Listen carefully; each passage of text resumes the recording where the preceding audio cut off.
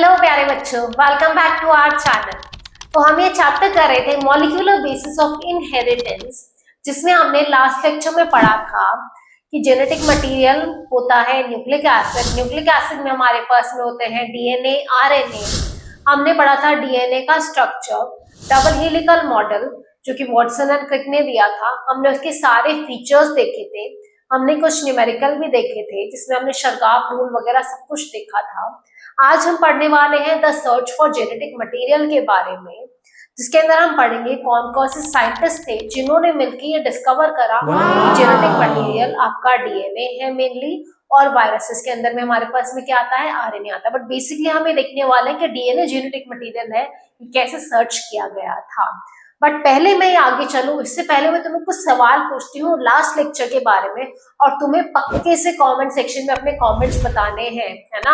इस बार बच के भागने नहीं वाले हो, बिना कमेंट करे चले जाते हो आप लोग। हाँ देखो, PYQ बेस्ड है ये शर्गाफ रूल एंड कॉम्प्लीमेंट्री सीक्वेंस के ऊपर में। पहला सवाल लीड 2020 में आया था। यहाँ आपको डीएनए के एक स्ट्रैंड का सीक्वेंस गिवन है 5 प्राइम टू 3 प्राइम ATGGCA।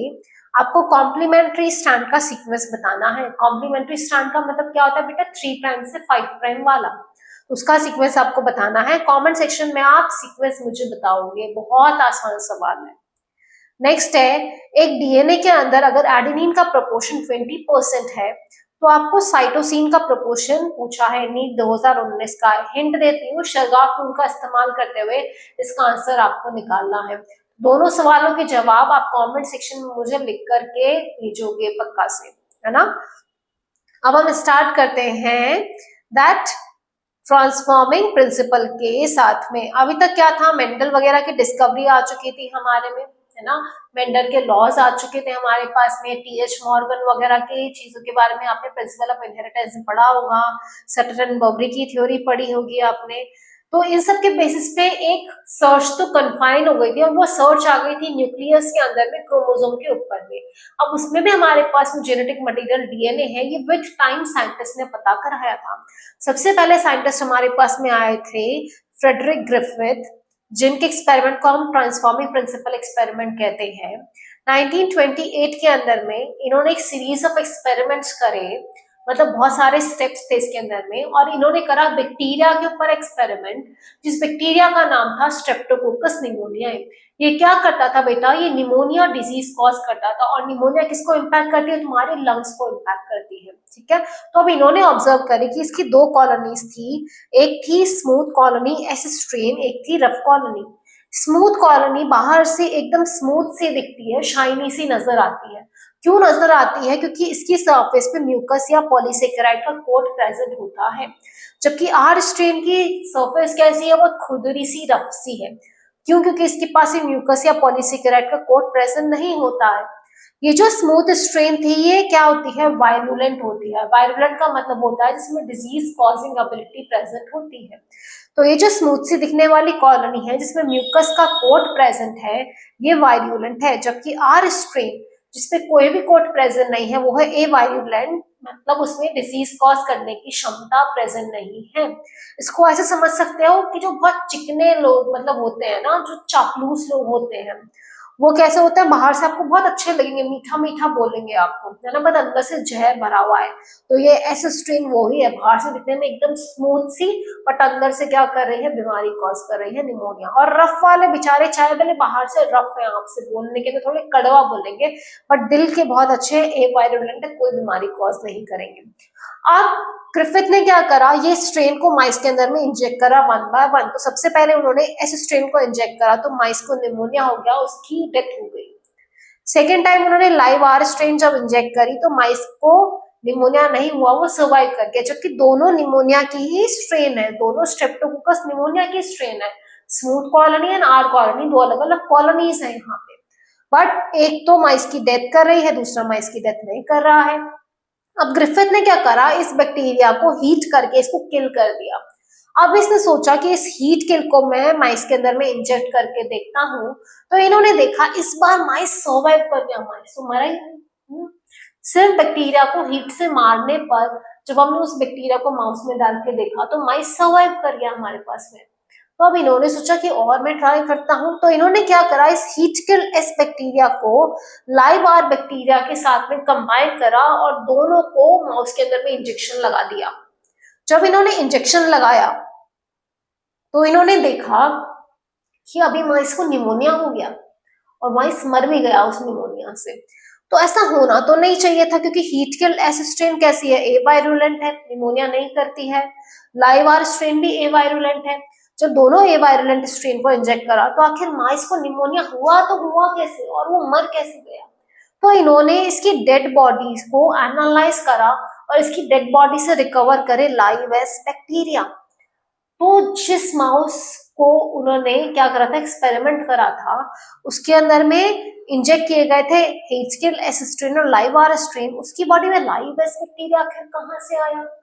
तो ग्रिफिथ ने बोला कि हो सकता है कोई एक ऐसा बायोमोलिक्यूल है, एक ऐसा ट्रांसफॉर्मिंग प्रिंसिपल है जो हीट किल एस स्ट्रेन से आर स्ट्रेन में ट्रांसफर हो रहा है और वो लाइव आर स्ट्रेन को कन्वर्ट कर देता है लाइव एस स्ट्रेन के अंदर में, और लाइव एस स्ट्रेन में कन्वर्ट होने के कारण माउस को निमोनिया हो जाता है और माइस की हो जाती है डेथ। ठीक है, तो ये था ट्रांसफॉर्मिंग प्रिंसिपल। इन्होंने क्या स्टेटमेंट दिया, इन्होंने स्टेटमेंट दिया that there is some transforming principle transferred from heat kill S strain which enable the R strain to synthesize smooth polysaccharide coat, जो enable करता है आर स्ट्रेन को कि वो पॉलीसेकेराइड कोट बनाए और वो वायरुलेंट हो जाए एंड वायरुलेंट होके माउस को निमोनिया कॉज करके माउस की डेथ करा पाए, है ना। तो ये था ट्रांसफॉर्मिंग प्रिंसिपल। अब इसका बायोकेमिकल नेचर क्या था, ये प्रोटीन है, आरएनए, डीएनए है, ये तो वो पता नहीं लगा पाए थे। बायोकेमिकल नेचर पता लगाया एवरी मैक्लिओड एंड मैककार्टी नाम के 3 साइंटिस्ट थे। इन्होंने क्या करा, जो माउस था, है ना, जो हीट किल एस बैक्टीरिया थे हमारे पास में, उनसे इन्होंने क्या करे, बायोकेमिकल्स प्योरीफाई कर दिए। ठीक है, हीट किल एस सेल्स इन्होंने बायोकेमिकल्स प्योरीफाई करके ऑब्टेन कर लिए। वन बाय वन उन बायोकेमिकल्स को इन्होंने ट्रीट करा। पहली बार किससे ट्रीट करा बच्चों, पहली बार उन्होंने ट्रीट करा प्रोटीनेज एंजाइम से, और प्रोटीन को क्या कर दिया, एलिमिनेट कर दिया। ठीक है, सेकेंड टाइम उन्होंने ट्रीट कराया आरएनए से, आरएनए को एलिमिनेट कर दिया। थर्ड टाइम ट्रीट कराया डीएनए से और डीएनए को एलिमिनेट कर दिया। तो हीट के लेवल से सारे बायोमोलिक्यूल्स, चाहे प्रोटीन था, डीएनए, आरएनए, सब कुछ ऑब्टेन कर लिया गया। वन बाय वन उन्हें protein digesting enzyme, DNA digesting enzyme और आरएनए डाइजेस्टिंग एंजाइम से ट्रीट किया गया। फिर उसके अंदर में लाइव आर सेल ऐड की गई। तो जब पहला केस था जब प्रोटीनेज एंजाइम यूज किया गया था, तब जब हमने लाइव आर सेल डाली तो उसके अंदर में हमें लाइव एस सेल मिल गई। ठीक है, लाइव एस सेल मिली, मतलब हीट किल एस बैक्टीरिया का वो ट्रांसफॉर्मिंग प्रिंसिपल यहाँ प्रेजेंट है, जो लाइव आर सेल को किसमें कन्वर्ट कर रहा है, एस सेल में कन्वर्ट कर रहा है। तो इससे क्लियर हो गया क्या कि प्रोटीन तो जेनेटिक मटेरियल नहीं है, क्योंकि प्रोटीन के ना होने पर भी हमारी आर सेल एस सेल में कन्वर्ट हो गई है। That means protein is not our genetic material. RNA इससे डाइजेस्ट करे हुए जब हमारे पास में सोल्यूशन था, इसके अंदर में आर सेल ऐड की गई, तो इस केस में भी लाइव एस सेल मिल गई। दैट मीन्स आरएनए भी जेनेटिक मटेरियल नहीं है, क्योंकि आरएनए की एब्सेंस में भी ये जो ट्रांसफॉर्मेशन का प्रोसेस है वो हो रहा है। प्रोटीन की एब्सेंस में भी हो रहा है, आरएनए की एब्सेंस में भी हो रहा है। दैट मीन्स ना प्रोटीन जेनेटिक मटेरियल है, ना आरएनए जेनेटिक मटेरियल है। अब जब हमने डीएनए से ट्रीट करा था और आर सेल ऐड की गई, तो हमने देखा कि कोई भी लाइव एस सेल हमें नहीं मिली। दैट मीन्स डीएनए वो ट्रांसफॉर्मिंग प्रिंसिपल था जो लाइव आर सेल को कन्वर्ट कर रहा था लाइव एस सेल के अंदर में। तो इससे इन्होंने कंक्लूड कर दिया कि डीएनए जेनेटिक मटेरियल है। बट इनके इस एक्सपेरिमेंट से सारे बायोलॉजिस्ट क्या हुए थे, कन्विंस नहीं हुए थे, सबके सब नहीं माने थे। अब सच में जो एकदम अनइक्विवोकल प्रूफ आया जिससे सब लोग कन्विंस हो गए, मान गए, वो थे Alfred Hershey and Martha Chase का एक्सपेरिमेंट। इन्होंने काम में लिए थे बच्चों बैक्टीरियोफाजेस, ऐसे वायरसेस जो बैक्टीरिया को इन्फेक्ट करते हैं। ये देखो बैक्टीरियोफाज का डायग्राम क्लास 11 में देखा होगा ना आपने। इसमें क्या है, आपके पास में एक बाहर ब्लू कलर का प्रोटीन कोट है, अंदर आपको न्यूक्लिक एसिड नजर आ रहा है। तो इसने क्या करा, इसने one by one in viruses को ट्रीट कराया। पहले ट्रीट कराया रेडियो एक्टिव सल्फर से, first case, case 1 and case 2। Case 1 में ट्रीट कराया रेडियो एक्टिव फास्फोरस से। फास्फोरस कहाँ प्रेजेंट होता है बच्चों? डीएनए में। तो रेडियो एक्टिविटी कहाँ चली गई? डीएनए के अंदर में। सेकेंड में ट्रीट कराया रेडियो एक्टिव सल्फर से, तो उस टाइम पे रेडियो एक्टिविटी कहाँ गई? प्रोटीन के अंदर में चली गई। तो प्रोटीन रेडियो एक्टिव हो गया अपने पास में। अब क्या कराया इन्होंने, यहाँ पे देखो डायग्राम से समझो, ये हमारे पास में सल्फर से ट्रीट करा हुआ बैक्टीरियोफेज था। तो ये जो रेड कलर का इसमें क्या है? प्रोटीन कोट है। तो रेडियो एक्टिविटी कहाँ आ गई? आउटर प्रोटीन कोट के अंदर में आ गई। ये फास्फोरस से ट्रीट करा हुआ बैक्टीरियोफेज है, यहाँ रेडियो एक्टिविटी कहाँ प्रेजेंट है? न्यूक्लियस के अंदर में, डीएनए के अंदर में प्रेजेंट है हमारे पास में। अब ये बैक्टीरियोफेज क्या करते हैं? इन्फेक्ट करते हैं हमारे बैक्टीरिया को। बेटा वायरस इतने चालाक हैं, ये क्या करते हैं? अपना जेनेटिक मटेरियल ट्रांसफर कर देंगे बैक्टीरिया के अंदर में, और बैक्टीरिया इतने भोले वाले हैं कि इनके जेनेटिक मटेरियल की मल्टीपल कॉपीज बनाते रहते हैं, उसकी कॉपीज बनाना चालू करेंगे और खुद की बॉडी में ही वायरस का क्या करेंगे? न्यूक्लिक एसिड प्रोटीन बना के वायरस की असेंबलीज बना देते हैं। ठीक है, तो पहला प्रोसेस हुआ इन्फेक्शन का। इन्फेक्शन में क्या करेगा? जेनेटिक मटेरियल बैक्टीरिया के अंदर में एंटर करेगा। फिर हमने करा ब्लेंडिंग। ब्लेंडिंग की मदद से हमने वायरस को बैक्टीरिया से क्या कर दिया? डिटैच कर दिया। थर्ड प्रोसेस करा सेंट्रीफ्यूगेशन। सेंट्रीफ्यूगेशन प्रोसेस में बच्चों क्या किया जाता है कि सेंट्रीफ्यूज मशीन के अंदर में हम इस सोल्यूशन को ऐड करेंगे और वायरस और बैक्टीरिया को डेंसिटी के बेसिस पे सेपरेट कर देंगे। तो यहाँ पे क्या होता है बेटा? जो वायरल पार्टिकल होता है वो ऊपर फ्लोट करता रहता है, बैक्टीरियल सेल्स नीचे सेटल डाउन हो जाती है। जब आपने रेडियो एक्टिव सल्फर से ट्रीट कराया था आपके वायरस को, उस केस में बेटा आपको रेडियो एक्टिविटी मिलती है ऊपर सुपरनेटेंट में। सुपरनेटेंट क्या होता है? सुपरनेटेंट होता है जब आप टेस्ट ट्यूब लेते हो, एक्सपेरिमेंट करे होंगे ना, जो नीचे सेटल डाउन होता है उसको आप कहते हो पीपीटी। जो ऊपर फ्लोट करता है वो क्या हो गया? आपका सुपरनेटेंट। ऊपर फ्लोट करता है उसको हम कहते हैं सुपरनेटेंट। तो यहाँ पे आप जब एक्सपेरिमेंट करते हो, अगर ये टेस्ट ट्यूब है तो इसमें ऊपर जो फ्लोट कर रहा होगा वो आपका वायरस बैक्टीरिया से नीचे सेटल डाउन होगी। तो जब हमने रेडियो एक्टिव सल्फर से ट्रीट करा था तो रेडियो एक्टिविटी कहाँ डिटेक्ट हुई? सुपरनेटेंट में। जो बैक्टीरियल सेल्स थी यहाँ पे कोई भी रेडियो एक्टिविटी डिटेक्ट नहीं हुई। दैट मीन्स क्या हुआ कि आपका जो प्रोटीन था वो बैक्टीरियल सेल के अंदर में ट्रांसफर नहीं हुआ, मतलब प्रोटीन जेनेटिक मटेरियल नहीं है। जिस केस में आपने क्या करा था? रेडियो लेबल फास्फोरस लिया था, तो उस केस में हमें रेडियो एक्टिविटी कहाँ डिटेक्ट हुई बेटा? सेल्स में। नीचे सेल में रेडियो एक्टिविटी प्रेजेंट थी, ऊपर सुपरनेटेंट में कोई रेडियो एक्टिविटी नहीं थी। तो जब आपने रेडियो एक्टिव फास्फोरस लिया था तो सेल में रेडियो एक्टिविटी डिटेक्ट हुई। रेडियो एक्टिव फास्फोरस की वजह से क्या रेडियो एक्टिव था? डीएनए रेडियो एक्टिव था। इसका मतलब डीएनए ट्रांसफर हुआ है बैक्टीरिया के अंदर में। तो यही आपका प्रूफ था हर्शी एंड चेस का एक्सपेरिमेंट, जिसको सारे साइंटिस्ट ने मान लिया था। ये पैराग्राफ आपका यहाँ पे गिवन है। बैक्टीरिया जिसको इन्फेक्ट करा वायरसेस से, उसमें रेडियो एक्टिव डीएनए था। तो जब हमने रेडियो एक्टिव ऐसे वायरस से इन्फेक्ट करा जिसमें रेडियो एक्टिव डीएनए था, वो बैक्टीरिया रेडियो एक्टिव निकले। जबकि जिन बैक्टीरिया को हमने रेडियो एक्टिव प्रोटीन से इन्फेक्ट करा था वो रेडियो एक्टिव नहीं निकले। इससे प्रूफ हुआ कि डीएनए हमारा जेनेटिक मटेरियल होता है ना? कितना इंटरेस्टिंग चीज है ये। सीधे बैठ जाओ सारे बच्चे, आड़े टेढ़े होके नहीं बैठना है, इधर उधर इंस्टाग्राम वगैरह फेसबुक कुछ भी नहीं चलाना है, बिल्कुल सिंसियरली पढ़ाई करनी है मेरे साथ साथ में, है ना? नेक्स्ट आता है डीएनए वर्सेस आरएनए की जेनेटिक मटेरियल की क्या क्या प्रॉपर्टीज होती है। डीएनए को अपन जेनेटिक मटेरियल क्यों बोल रहे हैं, आरएनए को क्यों नहीं बोल रहे हैं? तो अपने पास में कुछ ऐसे वायरसेस होते हैं जिनमें आरएनए जेनेटिक मटेरियल होता है, जैसे टोबैको मोज़ेक वायरसेस हैं, क्यूबी बैक्टीरियोफेजेस हैं। बट हम डीएनए को प्रेफर्ड जेनेटिक मटेरियल क्यों बोलते हैं, आरएनए क्यों प्रेफर्ड जेनेटिक मटेरियल नहीं है हमारे पास में? इसके रीजन हम इसमें पढ़ने वाले हैं। सबसे पहला एक बेसिक चीज पढ़ते हैं कि आखिर जेनेटिक मटेरियल बनने के लिए पहला तो आपके पास में क्राइटेरिया क्या होना चाहिए। What is the criteria to become a genetic material? तो पहला होता है कि वो रेप्लिकेट करना चाहिए, अपनी कॉपीज बनाना चाहिए। सेकेंड होता है स्टेबिलिटी, कि उसको स्ट्रक्चर भी स्टेबल होना चाहिए, केमिकली भी स्टेबल होना चाहिए। थर्ड आता है, देखो दो कॉन्ट्राडिक्टरी है, स्टेबल भी होना चाहिए बट स्लो म्यूटेशन भी होना चाहिए।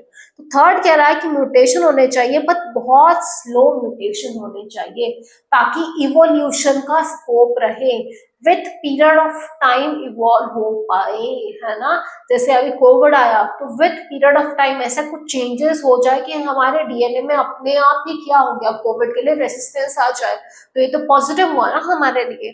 तो स्लो चेंजेस या म्यूटेशन के लिए स्कोप होना चाहिए और अपने आप को मेंडेलियन कैरेक्टर्स की फॉर्म में एक्सप्रेस कर पाए।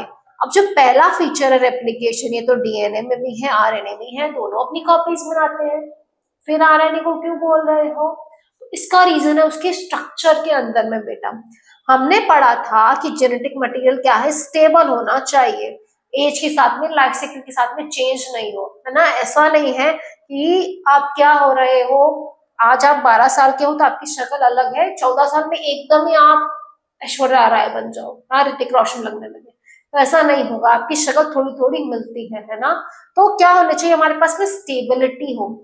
ऐसा नहीं, अगर स्टेबिलिटी नहीं होती, आरएनए आपका जेनेटिक मटेरियल होता तो तुम इतनी जल्दी म्यूटेट करते, आप जाइंट हो जाते, आपकी शक्ल आज कुछ और कल कुछ और होती। तो ये स्टेबिलिटी बहुत जरूरी है, और ये स्टेबिलिटी किसमें ज्यादा है, आरएनए में नहीं, डीएनए में ज्यादा है। आरएनए में क्यों नहीं है, क्योंकि आरएनए में होती है राइबोस शुगर। इस राइबोस शुगर में जो सेकेंड नंबर का कार्बन है, इसके ऊपर एक एक्स्ट्रा ओएच ग्रुप प्रेजेंट है, जो कि यहाँ पे डीऑक्सीराइबोज में एब्सेंट होता है। इसलिए ये जो एक्स्ट्रा ओएच है, ये हमारे आरएनए को क्या बनाता है, अनस्टेबल बनाता है, ज्यादा रिएक्टिव बनाता है। जबकि हमारे डीएनए में ये नहीं है, तो हमारा डीएनए स्टेबल होता है। और क्या आएगा अपने पास में, आरएनए के अंदर में आपके पास में थाइमिन की प्लेस में यूरासिल है, यूरासिल की प्रेजेंस में उसको ज्यादा रिएक्टिव बनाती है ना। और डीएनए में क्या होता है, हाइड्रोजन बॉन्डिंग फॉर्म हो गई हमारे पास में, डबल स्ट्रैंडेड है, ये भी उसको फर्दर स्टेबिलिटी प्रोवाइड करता है। तो ये रीजन है हमारे पास में कि जो स्टेबिलिटी है वो किसमें ज्यादा है, डीएनए में है। बात आती है म्यूटेशन की, म्यूटेशन स्लोअर रेट पे होना चाहिए, है ना। तो हमारे पास में क्या है, डीएनए एंड आरएनए दोनों म्यूटेट करते हैं, बट अपना जो आरएनए है वो क्योंकि अनस्टेबल है, वो ज्यादा फास्टर रेट पे म्यूटेट करता है। कोविड के टाइम देखा होगा ना, कितने स्ट्रेन आते जा रहे थे, एक का इलाज ढूंढते नया स्ट्रेन आ गया, उसका इलाज ढूंढोगे तीसरा स्ट्रेन आ गया, तो कितना मुश्किल होता है। सोचो वही तुम्हारे अंदर होता है जेनेटिक मटेरियल, इतना म्यूटेट कर रहा है, तो कैसे पॉसिबल होगा तुम्हारे लिए, हाँ। तो इसलिए डीएनए हमारा प्रेफर्ड जेनेटिक मटेरियल है, आरएनए नहीं। बट प्रोटीन सिंथेसाइजिंग मशीनरी किसके अराउंड रिवॉल्व करती है, आरएनए के अराउंड। सेंट्रल डॉगमा पढ़ा था ना, डीएनए से एमआरएनए, एमआरएनए से क्या आ रहा है, प्रोटीन। हमारे पास में जो प्रोटीन सिंथेसाइजिंग मशीनरी आरएनए के अराउंड रिवॉल्व करती है, आरआरएनए, टीआरएनए, एमआरएनए भी सब उसमें काम में आते हैं। तो both DNA and RNA function कर सकते हैं as a genetic material, but DNA क्योंकि स्टेबल है तो प्रेफर्ड होता है स्टोरेज के लिए, एंड ट्रांसमिशन के लिए आरएनए बेटर होता है। बेटा आता है आरएनए वर्ल्ड, एक जमाना था जब आरएनए जेनेटिक मटेरियल था। आपके जितने भी प्रोसेस है, एसेंशियल लाइफ प्रोसेस, सारे आरएनए के अराउंड रिवॉल्व करते हैं। ये एक तरीके का एविडेंस है हमारे पास में कि पहले आरएनए जेनेटिक मटेरियल था, क्योंकि मेन जितने भी प्रोसेस है, चाहे मेटाबॉलिज्म है, ट्रांसलेशन है, स्प्लाइसिंग है, सब आरएनए के अराउंड रिवॉल्व कर रहे हैं। दैट मींस आरएनए एक जमाने में जेनेटिक मटेरियल था, बट क्योंकि वो इतना अनस्टेबल था, हमारे पास में रिएक्टिव था, अनस्टेबल था, फास्टली म्यूटेट करता था, इसलिए उसमें कुछ केमिकल चेंजेस हुए और हमारे पास में आया डीएनए जो ज्यादा स्टेबल है। और डीएनए में एक और मैकेनिज्म होता है, रिपेयर का प्रोसेस भी होता है उसमें। ये सवाल आया था आपके पास में 2019 में, डीएनए आरएनए से डीएनए क्यों बनाया, डीएनए प्रेफर्ड क्यों है, तो स्टेबिलिटी ज्यादा है। स्टेबिलिटी के रीजन क्या आ गए, एक तो उसमें थायमिन प्रेजेंट है इंस्टेड ऑफ यूरासिल, और 2' OH एब्सेंट होता है, ठीक है। और दूसरा इसमें रिपेयर का प्रोसेस भी होता है, तो ये डीएनए को ज्यादा बेटर जेनेटिक मटेरियल बनाता है। इसलिए आरएनए से क्या हुआ था, हमारे पास में डीएनए इवॉल्व हुआ था। तो इस लेक्चर में हम यहाँ तक ही पढ़ेंगे, बाकी रेप्लिकेशन हम नेक्स्ट क्लास में पढ़ेंगे। तुम्हें इसके अंदर कोई भी डाउट है तो आप अपने डाउट कमेंट सेक्शन में बताओगे। और वो जो 2 सवाल मैंने आपको दिए हैं ना, यहाँ पे जो 2 क्वेश्चंस दिए हैं, ये 2 क्वेश्चंस के आंसर आपको कमेंट सेक्शन में बताने हैं बच्चों। और आप क्यों चैनल सब्सक्राइब नहीं करते हो, आप सिर्फ वीडियो देखते हो बेटा और बंद कर देते हो उसको। चैनल सब्सक्राइब कर लो, अपने दोस्तों के साथ में भी शेयर करो, ताकि मुझे भी मोटिवेशन मिलेगा अच्छे अच्छे लेक्चर लाने के लिए, है ना। और लेक्चर्स को लाइक भी किया करो। एक थम्स अप पे क्लिक करने के बाद में प्रॉब्लम हो रहा है क्या तुमको, अगर लाइक करते हो तो थम्स अप कर दिया करो, ठीक है। चलो बाय, थैंक यू।